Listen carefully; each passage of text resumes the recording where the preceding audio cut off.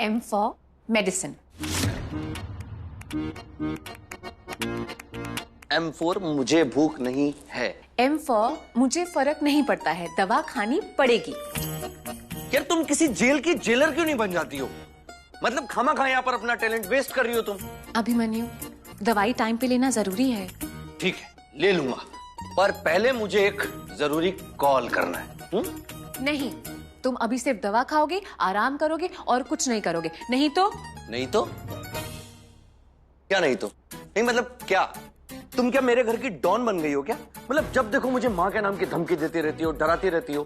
पता है मुझे ये सारी बातें बिल्कुल भी पसंद नहीं है. हाँ,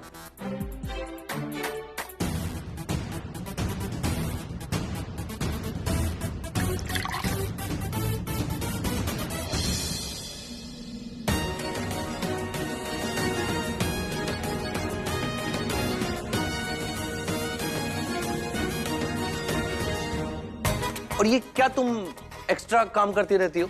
तुम एक नॉर्मल इंसान की तरह सुबह 9 से 5 बजे तक अपनी ड्यूटी करो, उसके बाद जाओ लखनऊ घूमने. इतना सुंदर शहर है.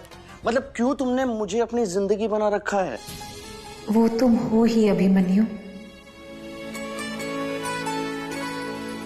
तुम्हारा ख्याल रखना, तुम्हारा ट्रीटमेंट, यही मेरी प्रायोरिटी है. हे भगवान, तुम मेरे बारे में इतना क्यों सोचती हो? ऐसा भी तो हो सकता है ना कि मैं कभी ठीक हूं ही ना.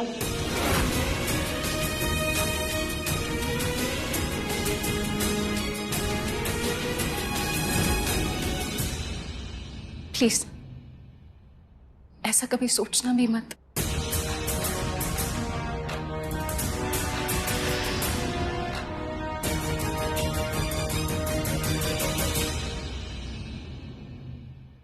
अब दवा खाओ. मैंने बोला ना, पहले कॉल फिर दवा. पहले दवा खाओ. अच्छा, फोर्स. तुम मेरी जिद को भी जानते नहीं हो. हाँ, जानती हूं, पर मेरी शिद्दत की कोई हद नहीं. तुम्हें दवा दिए बिना मैं यहां से नहीं जाऊंगी. 5 मिनट, सिर्फ 5 मिनट तुम यहाँ खड़ी रहोगी, उसके बाद सीधा मुझे बोलोगी मैं तुम्हारी माँ को बता दूंगी, और ये धमकियां देना स्टार्ट कर दोगी. नहीं दूंगी. अब बात तुम्हारी जिद और मेरी शिद्दत पर आ गई है, तो इसमें मनोरमा जी को परेशान क्यों करना? उन्हें परेशान करने के लिए तुम अकेले ही काफी हो. अभिमन्यु, तुम्हें पता है वो कितनी टेंशन में रहती हैं तुम्हारे लिए. चल, अब दवा खा लो. मैंने बोला ना, पहले कॉल फिर दवा. तुम इधर साइड में आ जाओ. आ जाओ, बिल्कुल साइड में आ जाओ. आ जाओ, आ जाओ, और पीछे जाओ.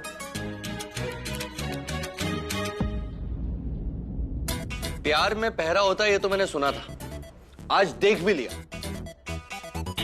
मतलब तुम मेरे सर पर सैटेलाइट की तरह मंडराती रहती हो. मतलब मेरे को समझ में नहीं आता कि मैं तुमसे पीछा कैसे छुड़ाऊं. अब मुझे ना मेरी स्वीट शगुन से बात करने दो, ताकि मैं तुम्हारी इन कड़वी दवाओं और कड़वी बातों को डाइजेस्ट कर सकूं उसकी मिठास के साथ.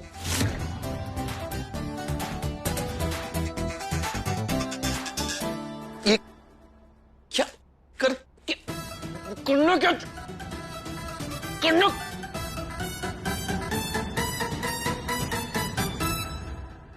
क्या था ये? मतलब जो तुम्हारे मन में आएगा वो करोगी.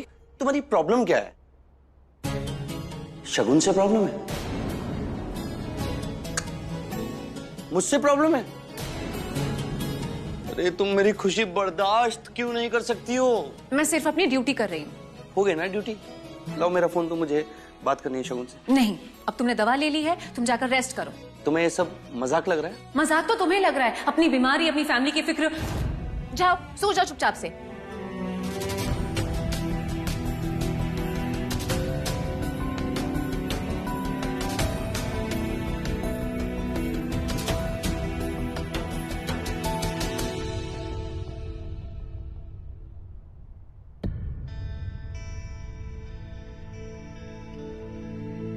I'm sorry.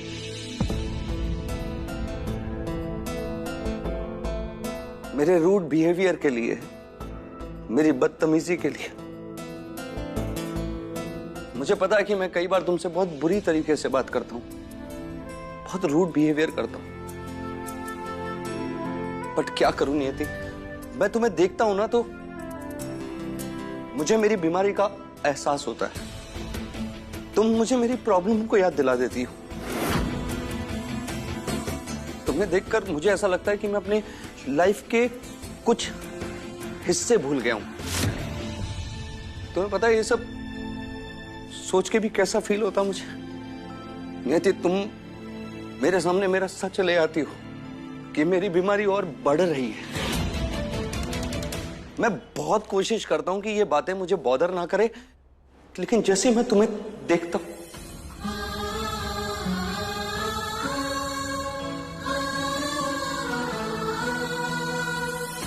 और एक शगुन है, उसे देखता हूं तो मुझे होप मिलती है मेरी लाइफ की, मेरे फ्यूचर की। वो मेरी खुशी है और तुम मेरी परेशानी। मैं तुम्हें ये बातें बोल के हर्ट बिल्कुल नहीं करना चाहता था, बस बताना चाहता था कि मैं तुम्हें देखता हूं तो मुझे कभी कभी क्या फील होता है। सच बता देना बेटर होता है ना, इसलिए बता दी। अब मुझे मेरी स्वीट शगुन से बात करनी है, तो प्लीज मुझे फोन दे दो तुम। अभिमन्यु, कल बात कर लेना जब दवा का असर ना हो। दवा लेकर जगे रहोगे तो ठीक नहीं रहेगा, कुछ साइड इफेक्ट ना हो। ठीक है।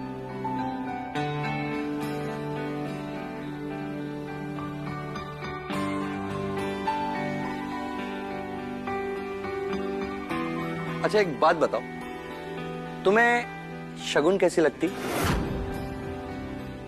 I mean, मेरे लिए, मतलब हम दोनों क्यूट कपल बन सकते हैं कि नहीं?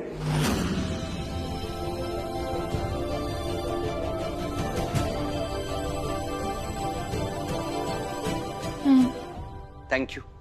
अब तुम्हारी इसी बात पे मैं उससे कल ही बात करूंगा। मैं सो जाता हूं। Good night. Good night Abhimanyu.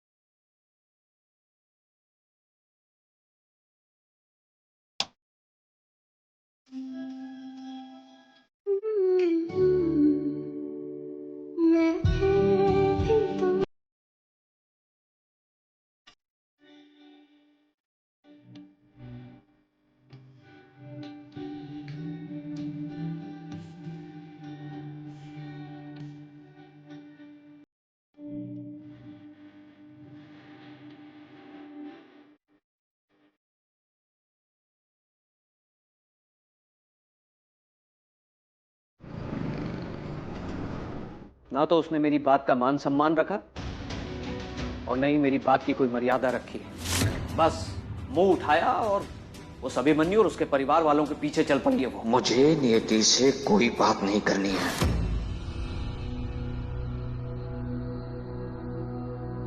सिर्फ कह देने भर से कुछ नहीं होता।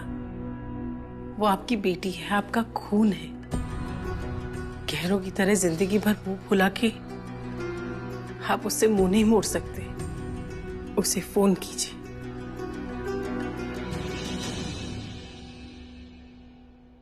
और याद रखिए, सायरा भी हमारी बच्ची जैसी है। हो सकता है वो मुसीबत में हो, उसे हमारी जरूरत हो।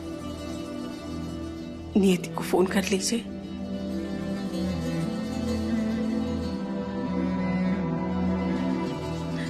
मैं तब तक डायरी में उसका घर का नंबर ढूंढती हूँ।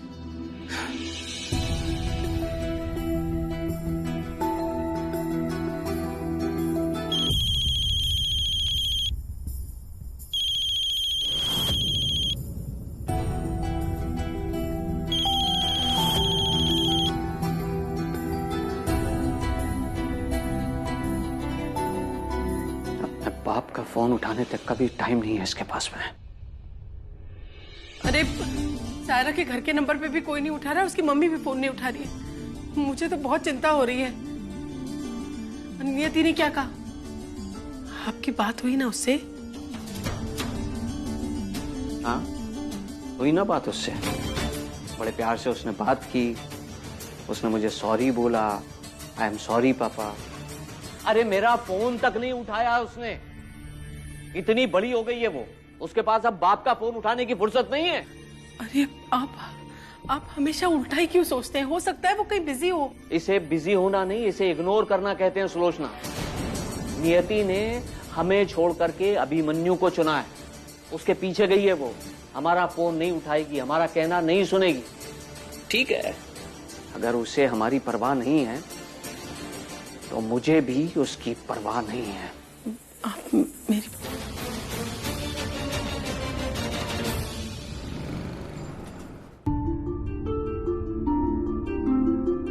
तुम देखना, हम फिर से मिलेंगे।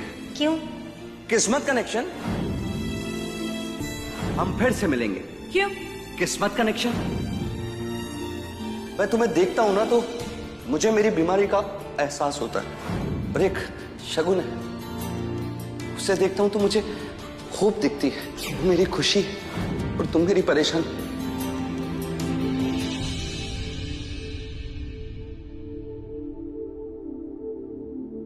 नियति, आज तुम्हें मार्केट में क्या हो गया था? यूजुअली तो तुम अभिमन्यु को मुझसे बेटर हैंडल करती हो, उससे ज्यादा समझती हो, पर आज तुम इतनी केयरलेस कैसे?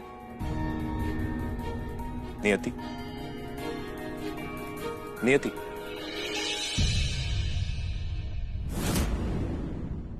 आनंद, मैं पत्नी हूं अभिमन्यु की।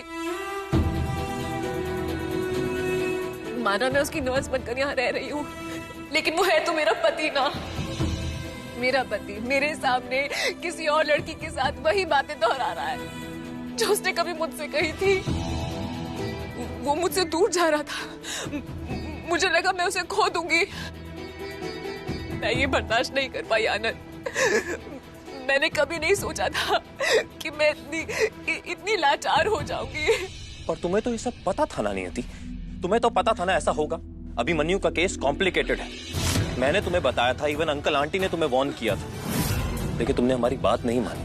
अभिमन्यु के साथ तुम्हारा रिश्ता मुश्किलों से भरा है, इस रास्ते में सिर्फ कांटे ही कांटे हैं। तुम्हें तो पता था ना? हाँ पता था, सब पता था, लेकिन मुश्किलों से, कांटों से मुझे कभी भी कोई प्रॉब्लम नहीं थी, क्योंकि मैंने हमेशा सोचा था मेरा अभिमन्यु मेरे साथ होगा। उसका प्यार मेरी हिम्मत है, और वो मेरे लिए अपना प्यार ही भूल गया। वो मेरा प्यार किसी और से बांट रहा है, इसलिए मेरी हिम्मत भी टूट रही है। हिम्मत टूट रही है, पर आगे तो हालात और भी बिगड़ेंगे।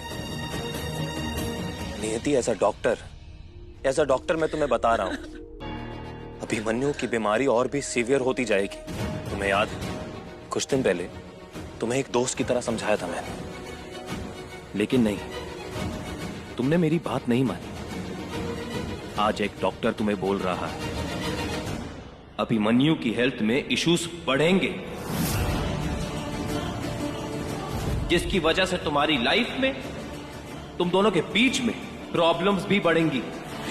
प्लीज नियति, मान लो मेरी बात, तोड़ दो अभिमन्यु से रिश्ता, क्योंकि इस रिश्ते की नींव बीमार है। मत करो अपने आप को बर्बाद।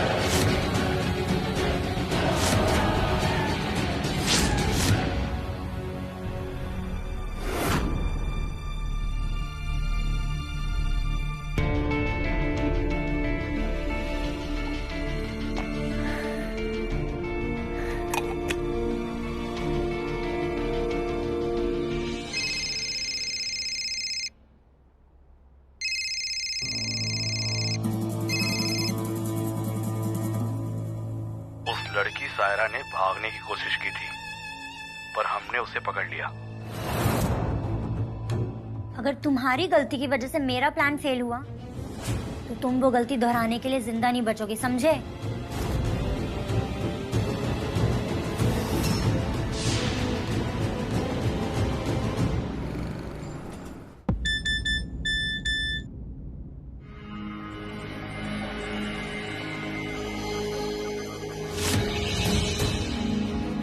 शगुन, मुझे तुमसे प्यार हो गया। I really love you.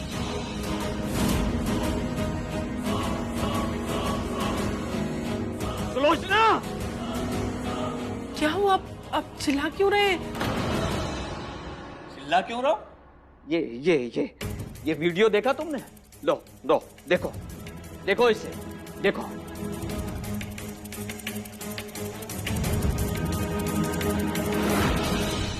पहचाना इसे? ये लड़का जो भरे बाजार में एक लड़की से प्यार मोहब्बत की बातें कर रहा है, वो तुम्हारा दामाद है। लेकिन जिस लड़की से ये आई लव यू बोल रहा है, वो तुम्हारी बेटी नियति नहीं है सुलोचना। नियति और अभिमन्यु कितने अच्छे लगते हैं। अभिमन्यु नियति को कितना प्यार करता है। अभिमन्यु और नियति की जोड़ी तो किस्मत ने बनाई है। यही सब बातें बोल करके तुमने इस लड़के के साथ में अपनी लड़की का गौना किया था ना सुलोचना? हाँ, पहले तो वो नियति को, अपनी पत्नी को भूल गया है और अब वो किसी और के साथ में ये सब। अरे ये तो पागल है। लेकिन उसका परिवार क्या कर रहा है? वो लखनऊ को चलाने वाला महान गजेंद्र पांडे क्या कर रहा है? क्या उसे नहीं पता है कि उसका प्यारा बेटा अभिमन्यु भरे बाजार में, बीच बाजार में ये प्रेम प्रसंग रच रहा है? ये सब कैसे हो गया? ये सब तो होना ही था सुलोचना। मैंने पहले ही तुमसे कहा था कि दिमागी रूप से बीमार इस लड़के का भरोसा मत करो। लेकिन तुम और तुम्हारी बेटी दोनों ने मेरी बात नहीं मानी। तुमने जानबूझ करके अपनी बेटी का भविष्य बर्बाद किया सुलोचना।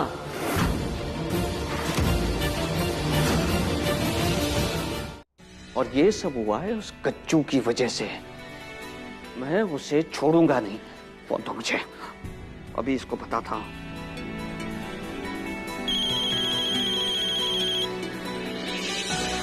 राम, यार अच्छा किया तूने सब कुछ भुलाकर मुझे फोन किया। मुझे पता था तू हमारी बरसों पुरानी दोस्ती और रिश्ता भूलेगा नहीं। इनफैक्ट मैं तो खुद ही तुझे फोन। अबे बाहर में गई तेरी दोस्ती कच्चू। तुझे शर्म आनी चाहिए। राम, ये क्या कह रहा है? किस बात पर इतना नाराज हो रहा है?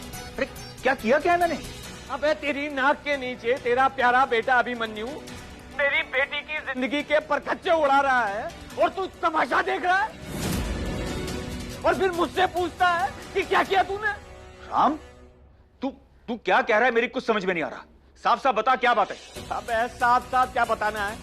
मैं तुझे वीडियो भेजता हूं तो खुद ही देख लेना क्या किया है मैंने। देख वीडियो।